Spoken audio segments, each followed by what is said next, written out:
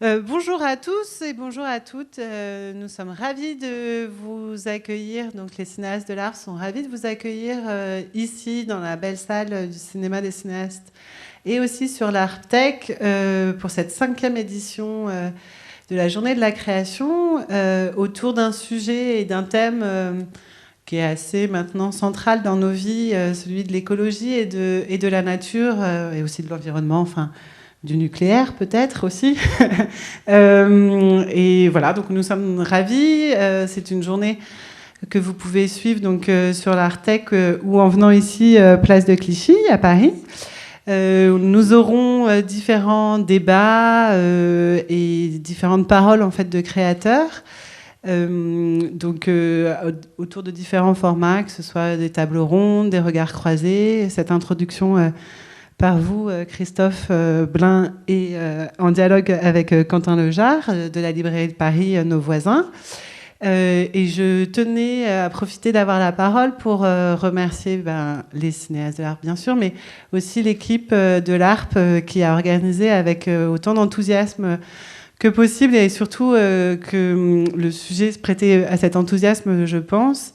Donc je remercie vivement Caroline, Camille, Joyce, Sophie, Arnaud, Pauline et je crois n'oublier personne. Voilà, écoutez, je vous souhaite une bonne discussion et un bon après-midi et à très bientôt. Merci.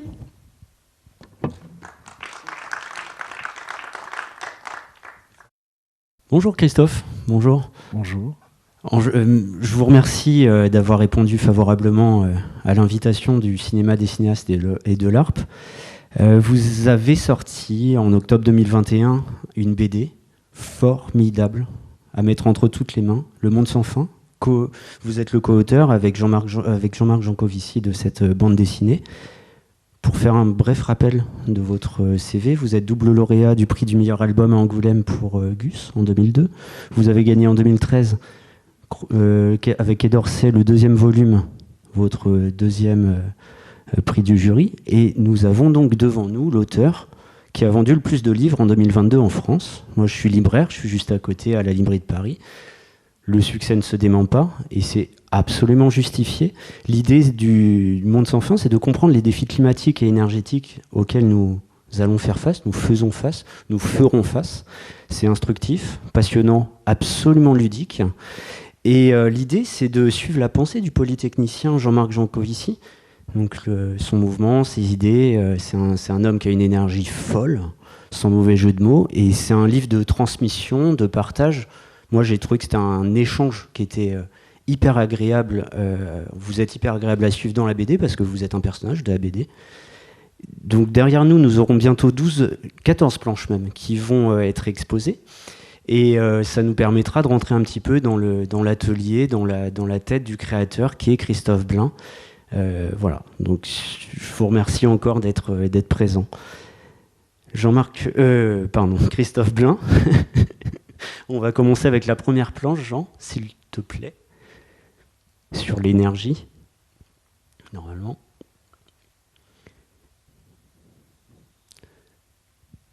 Hop.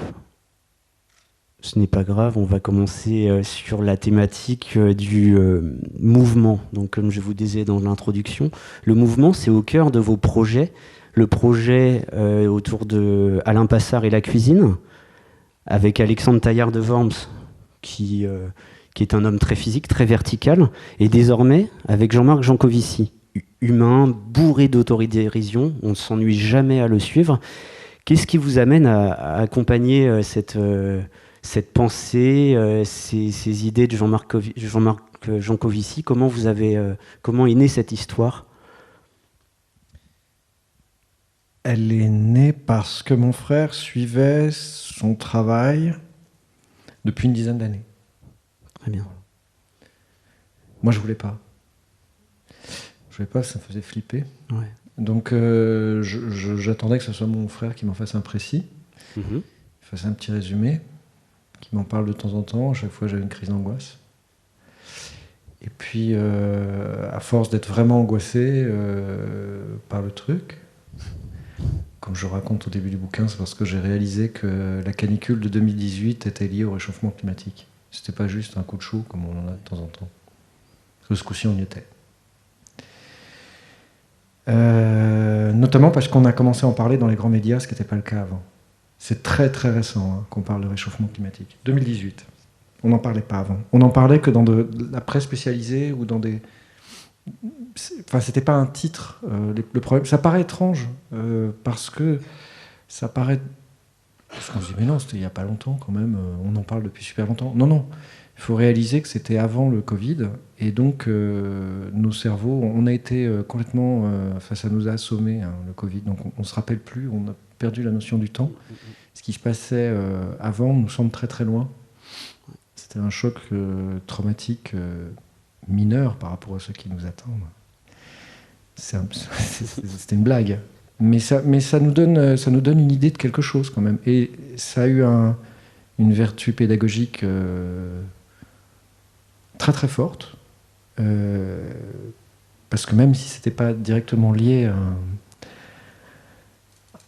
un problème écologique, enfin c'est pas comme ça qu'on l'identifie en premier lieu, ça nous a montré à petite échelle ce que pouvait être une petite chute de la normalité. C'est un petit apéritif. On en connaîtra des vachement plus goûtus. Celui-là, c'était un peu de la merde. Mais ça nous a montré la fragilité globale du système, et qu'en fait, quand il y avait une pénurie de quelque chose, quand il y avait un empêchement, il y avait un effet domino qui faisait et mondial, qui faisait qu'on éprouvait enfin, il se passait des choses qui remettaient en cause notre vie quotidienne sous des aspects auxquels on ne s'attendait absolument pas. Et je pense que ce Covid a eu un effet positif pédagogique très fort, parce que on l'a mis en lien avec d'autres choses, notamment la fragilité du système, et de montrer qu'en fait des choses étaient en jeu. À large échelle. Voilà. Et je faisais le livre, je dessinais, je découpais, je dessinais, je travaillais avec Jean-Marc pendant le confinement. Je restais pas chez moi, j'allais à mon atelier tous les jours, parce que je m'étais fait une lettre qui m'autorisait à le faire. J'ai le droit d'aller à mon atelier. Je me suis fait arrêter 3-4 fois par les flics. Je dis, excusez-moi, j'ai le droit d'aller à mon atelier, c'est mon lieu de travail. Ils m'ont fait, d'accord. Ok. Et parce que sinon, je serais devenu ma boule. De rester avec ma compagne et mon fils, tous les trois sur la boxe, on serait devenu fous. Donc moi, j'allais à mon atelier tout seul, et je traversais les rues de Paris. Il faisait très très beau, je me rappelle. Et c'était désert, c'était vraiment Walking Dead. J'ai pas aimé. J'en ai pas un très bon souvenir. Oui. Puis le bouquin, c'était lourd à faire. Hein. C'était très difficile. Pour revenir au bouquin, Jean, est-ce qu'on peut aller sur la planche Jean-Marc Jancovici, le portrait en pleine page? Tout ça pour dire que j'ai absolument pas parlé de la question que vous m'avez posée. Rien à foutre. Non, c'était sur le mouvement. Oui, le mouvement... c'est-à-dire que si je vous ai pas répondu, c'est qu'en fait, je sais pas quoi dire, parce que je dessine... Vous aimez les suivre, quoi, suivre ces hommes Oui, non, mais non, pas particulièrement. Pas particulièrement. Alors, Jean-Marc, si. Jean-Marc, c'est moi qui ai décidé d'aller le voir. Mais justement, cette planche, voilà, elle est hyper... C'est moi qui ai décidé d'aller voir Jean-Marc par l'intermédiaire de mon frère, qui m'a dit tu devrais faire un livre avec... Et j'ai fini la phrase Jean-Marc Jancovici, parce que mon frère et moi, quand il y en a un qui commence une phrase, je dis oui, je sais, ça va être l'enfer. Il m'a dit ouais, mais t'as pas le choix. Je dis oui, c'est vrai, je sais. Et donc j'y étais. Et donc Jean-Marc, c'est un choix pour Passard et pour Villepin, puisque c'était lui. Passard, c'était parce que mon éditeur m'a appelé. Enfin, un de mes éditeurs. Enfin, je ne le connaissais pas d'ailleurs. Un mec qui bossait chez Gallimard, puis c'est devenu un copain. Il m'a dit, tu veux faire un livre sur un grand chef? J'ai dit, un grand chef quoi? Un grand chef indien? Un grand chef? Mais non, un grand chef. Parce qu'à l'époque, on n'en parlait pas. Hein. La cuisine, les chefs, c'était pas la mode du tout. C'était il y a longtemps, hein, quand ça fait 15 ans. Et donc, j'ai dit, voilà. J'ai dit, ah oui, d'accord. Non, juste pour aller bouffer une fois, mais je veux pas. Puis finalement, je l'ai fait quand même. Et puis, Villepin, c'est parce que j'ai rencontré Abel Lanzac, aka Antonin Baudry. Antonin Baudry. Voilà. Non, Jean-Marc, c'est moi qui suis allé de mon propre chef.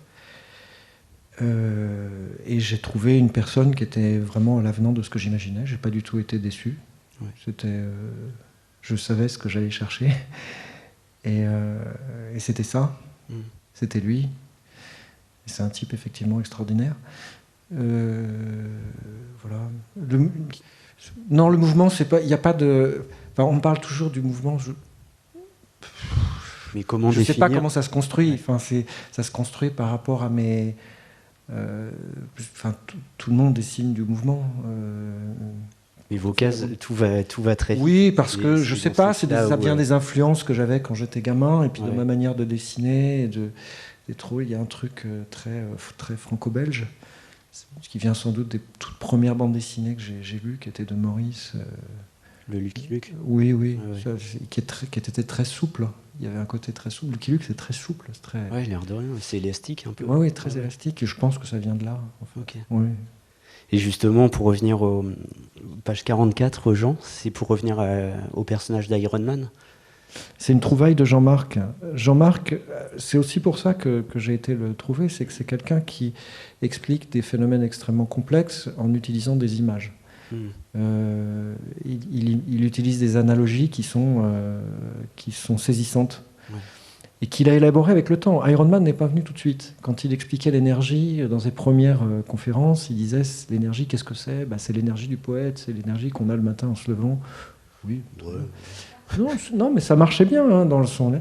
Après, quand il disait c'est Superman en fait. Il disait, mais non, en fait, c'est Iron Man. Parce qu'Iron Man n'est pas. Enfin, il n'a pas vraiment de super pouvoir en tant qu'être humain. C'est son armure. En fait, voilà, c'était le super-héros idéal, puisque c'est quand il enfile une armure censée être technologique et nucléaire d'ailleurs. Iron Man est nucléaire. En fait, j'ai découvert ça. J'ai été chercher dans des vieux Iron Man, dans les 2 disques qu'il a sur les hanches. Là. C'est censé être un truc nucléaire, enfin un truc atomique. Mais c'est parce que c'est un héros qui a été créé au moment de l'apogée du Space Age américain. Et il mettait de l'énergie atomique à toutes les sauces, c'était capable de tout en fait. Et donc voilà, il a cette armure donc, que nous avons nous aussi, à travers des tas de... À travers ça par exemple. Ouais. Et c'est formidable parce que j'ai des super pouvoirs. Ouais. Alors que là vous m'entendez hyper bien, parce que j'ai un super pouvoir qui s'appelle ce truc, et qui est un des morceaux d'Iron Man. Et Iron Man, il nous accompagne pour appréhender des choses qui peuvent paraître abstraites, comme vous dites, sur l'énergie, sur le climat, mais parce que en fait, vous nous prenez par la main. Oui, et donc pour revenir aux images que crée Jean-Marc, il arrive à faire comprendre des choses qui peuvent être extrêmement complexes, très conceptuelles, avec des analogies auxquelles on adhère immédiatement. Ouais. Et d'ailleurs, quand on ne comprend pas quelque chose, il suffit de lui demander. Alors, des fois, il trouve une image, puis on dit « Ouais, ton image, ouais. » Une deuxième, une troisième. Il va finir toujours par en trouver une qui est absolument saisissante. Oui, c'est absolument vrai. C'est hyper ludique. À un point que la première moitié du livre, en fait, est basée sur le cours qu'il fait, le cours d'introduction sur l'énergie, qui fait 2 heures et quelques, plus de 2 heures, qui fait aux mines. Et il le fait pour des élèves des mines. Il ne le fait pas pour un public non averti. Et on comprend absolument tout. Vous pouvez le regarder, on comprend tout. Et même les cours qu'il fait après, alors là pour le coup qui n'étaient pas du tout utilisables parce que beaucoup trop détaillés, beaucoup trop techniques, beaucoup trop...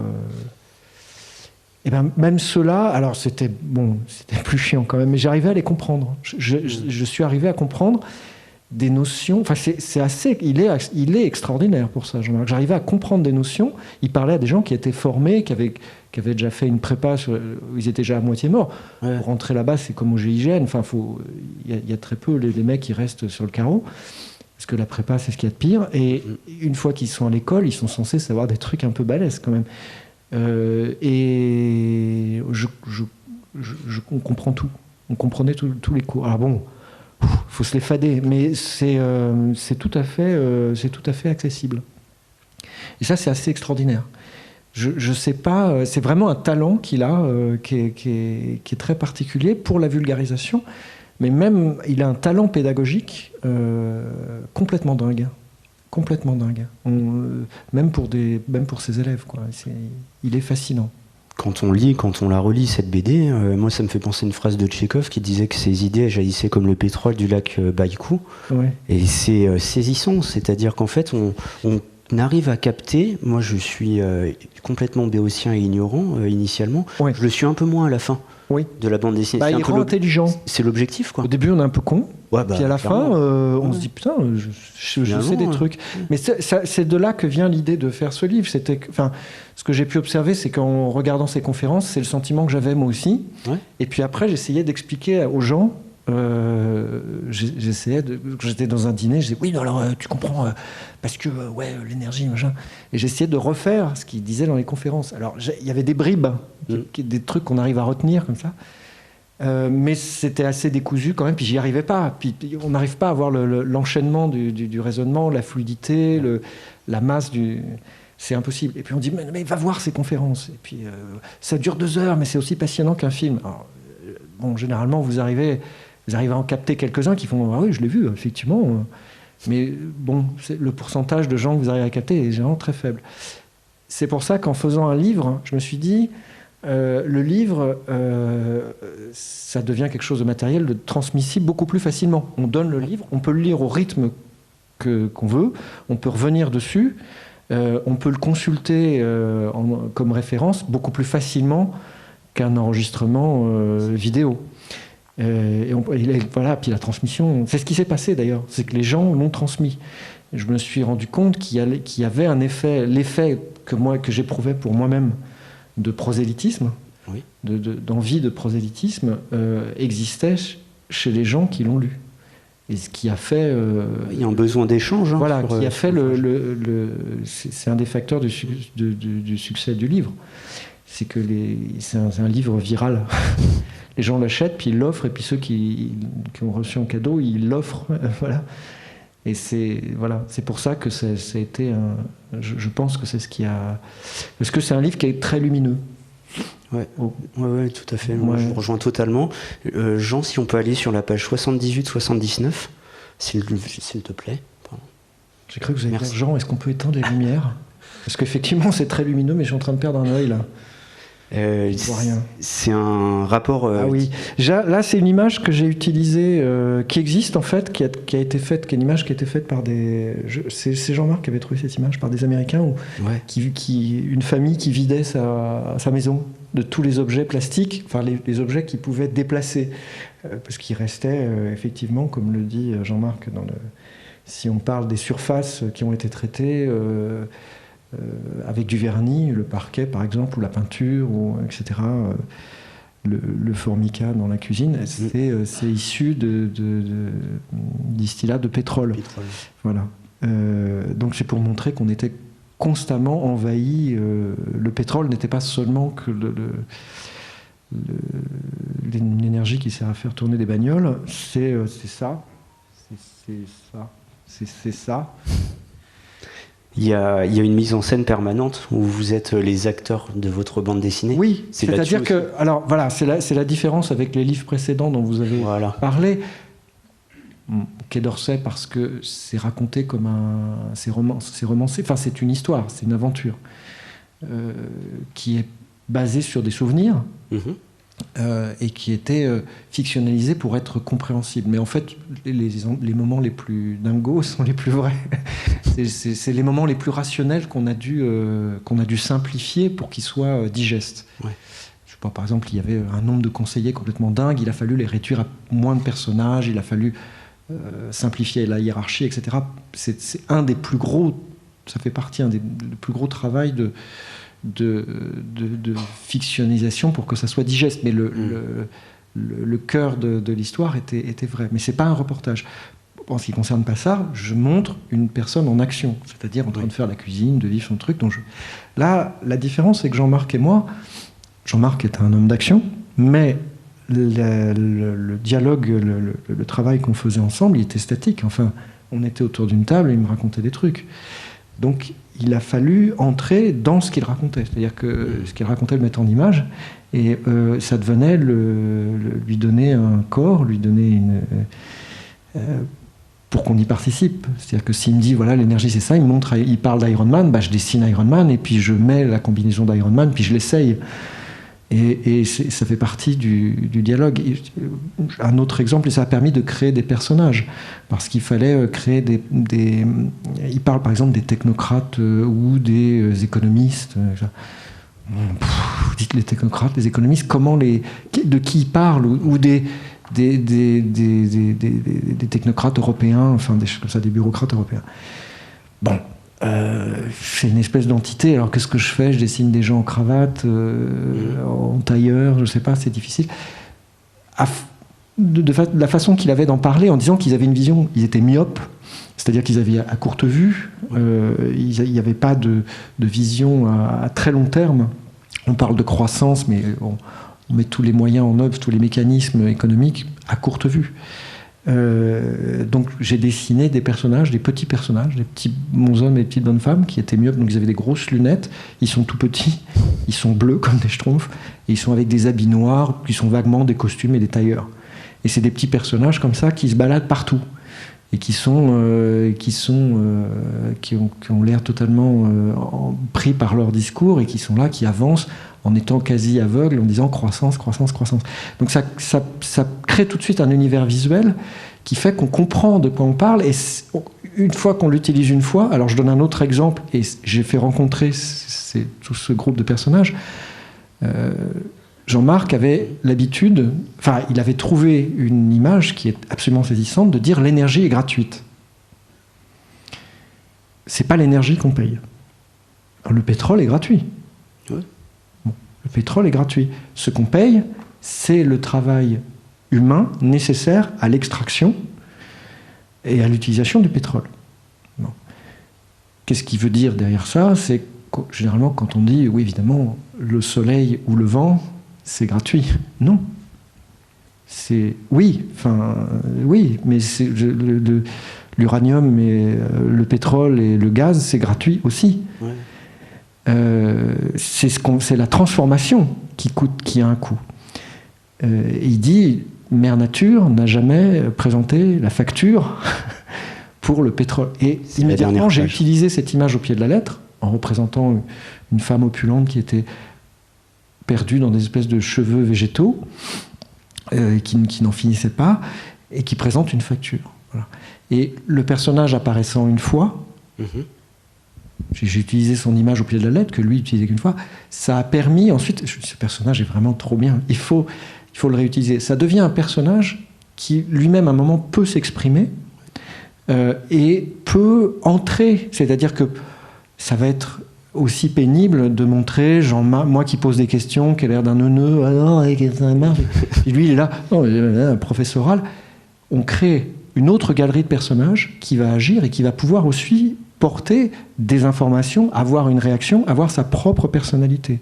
Et au fur et à mesure de l'utilisation de ce personnage, on va avoir d'autant plus d'idées. On va se dire, là on a ça à dire, est-ce qu'on ne va pas faire intervenir le personnage de Mère Nature qu'on a créé et qu'on a fait accepter une fois, parce qu'il est arrivé aux lectrices, aux lecteurs. Donc, immédiatement, on se dit, il est pas mal, réutilisons-le. Je vais le montrer. Les technocrates, etc. Ça a été comme ça qu'a été construit petit à petit ce livre qui, en fait, n'est pas pour éviter à tout prix d'en faire une démonstration scolaire, d'en faire un exposé, mais de le faire avec des images qui soient ludiques, qui soient chatoyantes, qui fassent envie, qui soient oniriques, parce que moi, je suis un garçon très psychédélique, j'adore les images. Je prends plus de substances depuis longtemps, mais j'aime bien raconter des histoires qui sont très, très oniriques, et en même temps qu'on puisse comprendre tout de suite. Et là, il fallait être particulièrement précis, il fallait être particulièrement fluide, est très, très rigoureux dans le raisonnement, en utilisant les images les plus roboratives et les plus drôles possibles. Parce que sinon, c'était pas possible. C'est ça le succès du livre. À la fois prendre les choses au pied de la lettre, mais en même temps, à chaque fois, les transcender. Et c'était toute la difficulté de ce livre. Mais avec Jean-Marc, ça, en plus, il a beaucoup d'autodérision. C'est assez, ça a souvent été un jeu hyper jouissif parce que, encore une fois, c'est un créateur d'images et c'est quelqu'un qui a beaucoup d'imagination. Tout ingénieur qu'il est, en réalité, c'est quelqu'un qui a une culture extrêmement large et qui est très très rigoureux dans sa pensée. Et il faut savoir aussi qu'il ne travaille pas seul, qu'il fait appel à beaucoup de spécialistes dans différents domaines pour pouvoir ensuite centraliser les informations et les vulgariser, pour montrer qu'en fait toutes les choses sont liées. C'est un raisonnement holistique. Et il pousse chacun des scientifiques qui vont être, je sais pas, on dit climatologues, mais en fait c'est pas des climatologues, ça va être des glaciologues, ça va être des gens qui vont être spécialisés sur l'histoire du pétrole par exemple, ou des tas de tous les domaines qui sont abordés, et il les pousse dans les retranchements pour avoir des informations et des tableaux. Parce qu'on utilisait aussi des tableaux. On en a beaucoup supprimé des tableaux et des graphiques. Oui, je voulais en montrer un. Page 124. Les informations se recoupent à tout prix. C'est-à-dire qu'il pousse dans les retranchements pour que les informations se recoupent. Et ce qui fait que ça donne beaucoup de rigueur à son raisonnement. Alors c'est très difficile parce que comme il y a beaucoup de chiffres quand même qui sont donnés dans le livre, ça donnait lieu à beaucoup de corrections et d'étapes de correction. Jusqu'à la fin, c'est-à-dire que Jean-Marc, il est repassé dessus, et il repasse encore sur les différentes éditions. Ouais. Et je lui dis, non mais Jean-Marc, il faut corriger au niveau du storyboard, parce qu'une fois que c'est fait, que c'est mis en couleur, c'est l'enfer de revenir en arrière. Mais c'est pas grave, il corrige quand même, donc moi j'en chie derrière, mais bon, ça fait partie du jeu. C'était page 113, excuse-moi, normalement. Voilà. Et donc là, on a de nombreux tableaux qui peuvent paraître... De temps en temps, on en a éliminé les 3/4. Ouais, c'est-à-dire qu'on a supprimé en utilisant plutôt... Des fois, ça voulait dire qu'il fallait utiliser une narration. C'est-à-dire que c'est pareil que dans une histoire de fiction. On ne peut pas, particulièrement en bande dessinée, mais c'est vrai aussi dans le cinéma, c'est vrai aussi dans la littérature. On ne peut pas donner une information à son auditoire ou à son lectorat et puis considérer qu'elle est acquise pour s'appuyer dessus, pour raconter ce qui va se passer après. Ouais. Il faut que l'information prenne de l'importance. Donc on ne donne pas une information comme ça, puis on dit... vous le savez, hein. Ouais. Je l'ai dit une fois, hein. Vous avez qu'à écouter, hein, parce qu'on dit, qu'est-ce qu'il raconte ? On revient plusieurs pages en arrière. Non, il faut créer tout un système qui fasse que l'information qu'on va donner va avoir une importance. C'est pas juste une phrase qui est posée là, et puis on se barre, on fait autre chose. Non, il faut que ça soit mis dans un écrin, il faut qu'on ait créé un dispositif. Donc le tableau est aussi, de ce point de vue-là, est un problème, parce qu'il donne une information qui est très précise, mais si on le donne comme ça, déjà, il y a quelque chose de rébarbatif. Il faut que le tableau, en fait, est intéressant, il l'utilise beaucoup dans ses conférences, il est intéressant à partir du moment où il va vous montrer un graphique qui, en fait, est une illustration. C'est-à-dire que le graphique va avoir une forme qui fait qu'on comprend immédiatement qu'est-ce qu'il va dire. On va pas être là. Alors là, sur l'abscisse, il y a ça, l'ordonnée. Alors ça, c'est en quoi ? Il faut que ce soit rapide, quoi. C'est en mégatonnes, voilà. Ça, c'est les dates. On comprend quel est le système global tout de suite. Et donc ça, c'était une des difficultés de la bande dessinée, c'est qu'il y a un moment, moi, j'ai commencé à mettre beaucoup de graphiques. Alors je nous faisais nous balader dedans, etc., etc. Mais je me suis aperçu que c'était assez rébarbatif. Ça pouvait être rébarbatif. Et Jean-Marc avait eu le même problème dans ses livres. C'est que des fois, il donne un graphique comme ça, et puis son éditeur lui avait dit non, mais supprime tes graphiques. Et on a essayé de supprimer le maximum de graphiques, sauf quand, effectivement, on pouvait entrer dans la narration, ou qu'on n'avait vraiment pas d'autre manière de le dire, mais à ce moment-là, il fallait vraiment les mettre dans un dispositif qui soit le plus digeste possible et le plus ludique possible. Okay. Donc il fallait l'accompagner et de mettre beaucoup d'air autour. C'est-à-dire que c'était aussi une des difficultés du livre. C'est que j'ai eu des tendances, je l'ai aussi quand j'écris des histoires de fiction, qui est d'avoir envie de mettre beaucoup d'informations dans une page, mais ça la rend indigeste. Des fois, il vaut mieux mettre 1 ou 2 informations et laisser beaucoup d'air autour. Alors, ça veut dire qu'il faut s'étaler. Il faut avoir le luxe de pouvoir s'étaler un petit peu plus. C'est le cas, le livre fait quasiment 200 pages, parce que si on met trop d'informations dans une page, on est perdu. Je me rappelle, je travaille avec Mathieu Sapin, ça fait 20... Vous avez un atelier 21 ans qu'on est dans le même... 22 ans, 21 ans, ouais. 21 ans et demi qu'on est dans le même atelier. Et Mathieu a lu les premières pages, il m'a fait, bon, écoute, c'est bien, mais là, avec ta page, t'en fais 2, parce que c'est pas possible, c'est indigeste. Tu mets beaucoup trop, tu dis beaucoup trop de choses. Donc j'ai ralenti le rythme pour pouvoir faire passer, pour qu'on ait le temps, justement, de donner l'importance à chaque chose qui est dite et qu'on puisse le digérer, s'appuyer pour passer à l'information suivante. Pour s'appuyer dessus, pour aller un petit peu plus loin et avoir l'impression de comprendre un système dans sa totalité.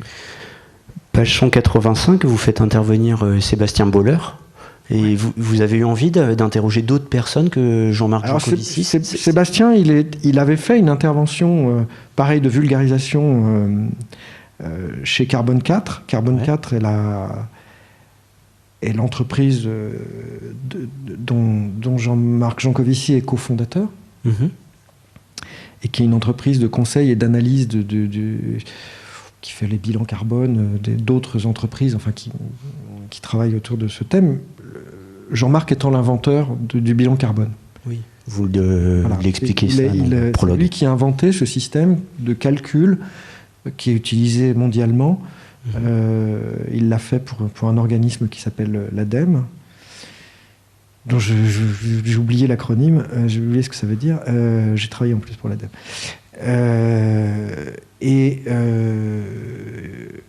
Sébastien a fait aussi de la vulgarisation dans le domaine des neurosciences. Ouais. Et il a développé une théorie qui n'a pas besoin d'être absolument précise d'un point de vue scientifique, mais qui, dans son système, on comprend ce qu'il veut dire. C'est-à-dire qu'il définit des zones du cerveau, là, en l'occurrence le striatum, en leur donnant des fonctions et des responsabilités. Or, les zones du cerveau interagissent de manière beaucoup plus complexe que ça.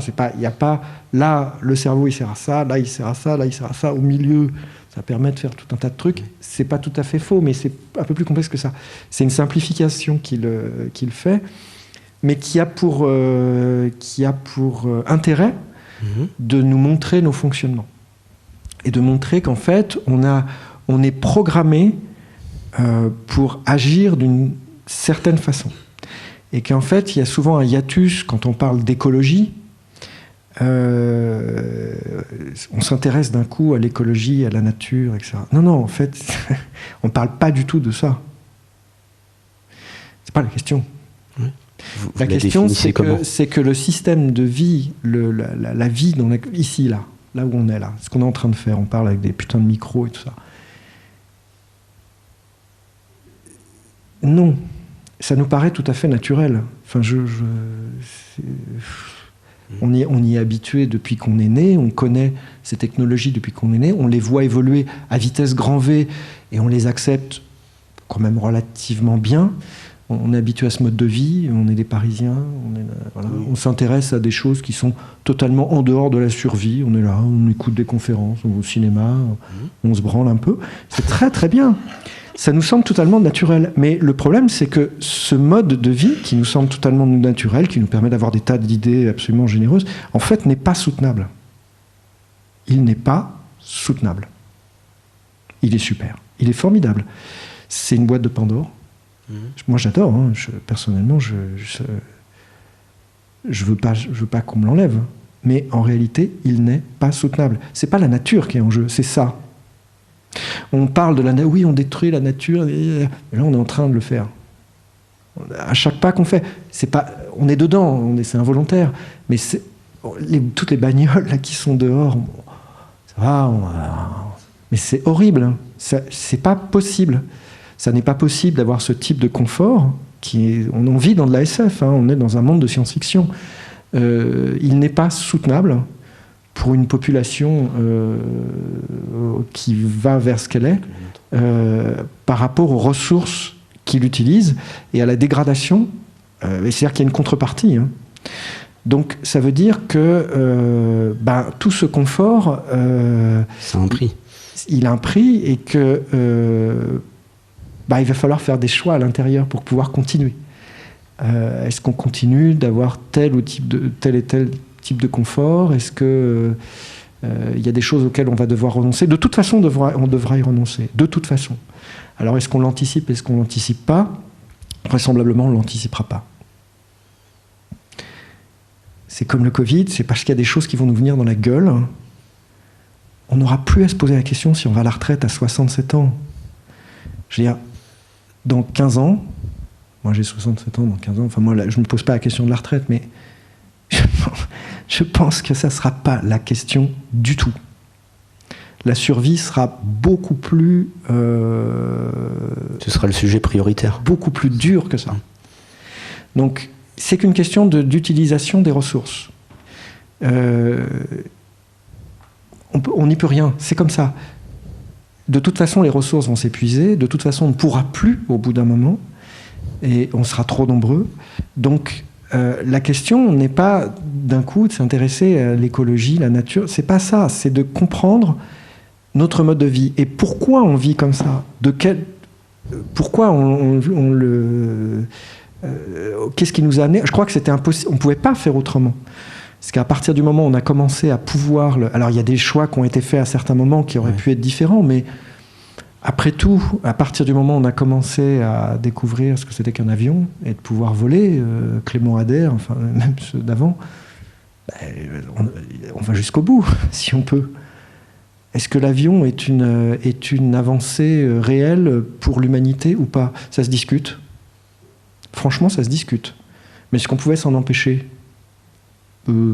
À une époque où on ne se posait pas la question, où en fait les ressources semblaient infinies. En 1900, à la fin du 19e siècle, les ressources semblaient totalement infinies. Et c'est très récent qu'on se pose la question de la finitude des ressources. C'est extrêmement récent. Vous avez songé à un autre titre que Le Monde sans fin, ou ça vous paraissait absolument limpide pour rebondir sur la finitude? Il est venu assez vite. Il est venu assez vite à cause de son aspect très très simple et en même temps paradoxal, parce qu'il veut dire plein de choses.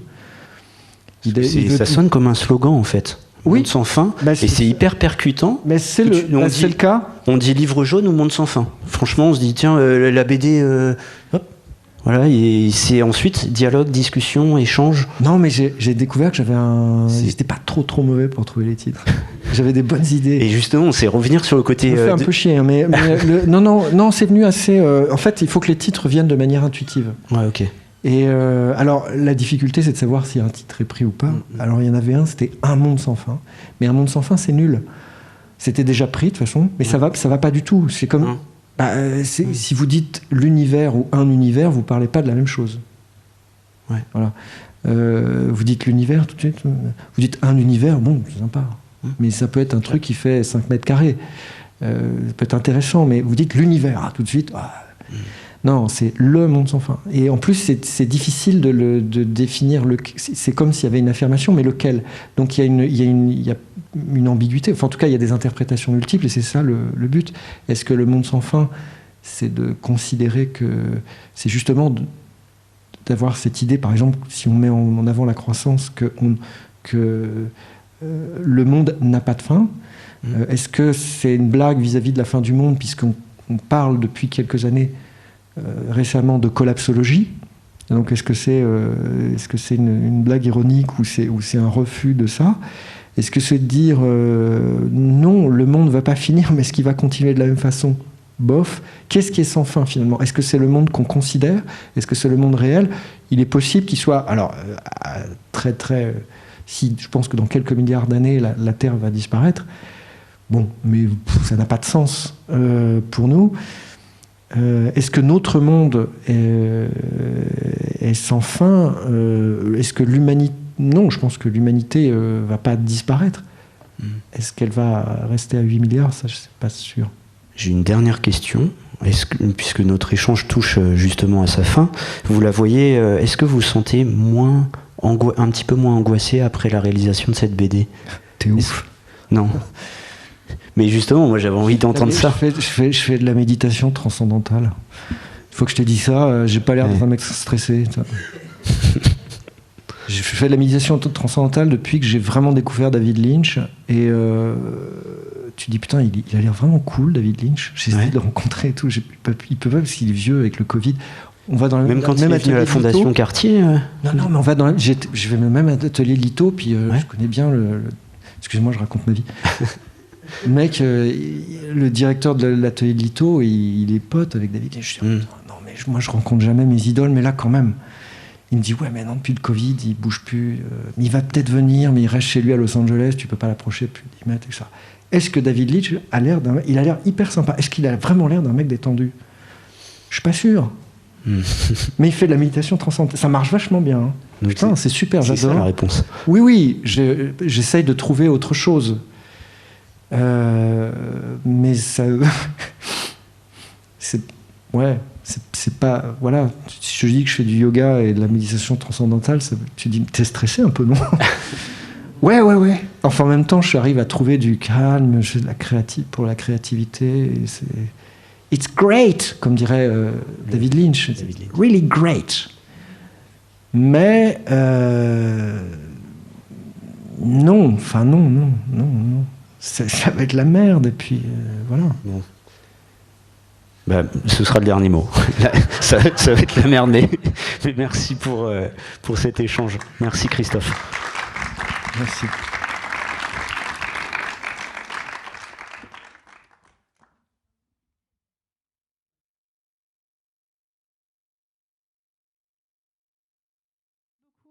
Tous les deux. C'était très instructif. Enfin, au-delà de structure. Ou non, vous pouvez rester à côté de moi le temps que j'annonce le prochain débat. Et j'ai oublié aussi tout à l'heure de remercier nos partenaires si précieux sur cette journée de la création. Je ne vais pas tous les citer. Tout à l'heure, j'ai vu qu'il y avait un carton qui les montrait tous et que vous voyez aussi sur l'Arptech. J'en profite pour vous annoncer la suite du programme. Donc il y a une table ronde pourquoi et comment raconter la nature qui commencera à 15h, donc dans quelques minutes. Et en attendant, pour ceux qui sont ici, nous vous proposons de rencontrer Monsieur Blin pour une séance de dédicace dans le hall du cinéma. Voilà, de là tout de suite. Et nous vous invitons également à découvrir dans le hall la bibliothèque verte de la journée de la création. C'est une chouette initiative mise en place pour cette journée de la création, où chacun des intervenants, que je remercie à nouveau d'avoir bien voulu participer à cette journée, ont sélectionné quelques titres et vous pouvez les découvrir dans le hall du cinéma où on se ferait l'annexe de la librairie de Paris pendant cet après-midi. Et je vous propose pendant cet interlude de découvrir Thermostasis, qui est réalisé par les étudiants de l'école des Gobelins, Maya Avron, Mylène Cominotti et Sixtine Dano. Voilà, je vous remercie encore et merci à tous les deux pour cet échange fort intéressant.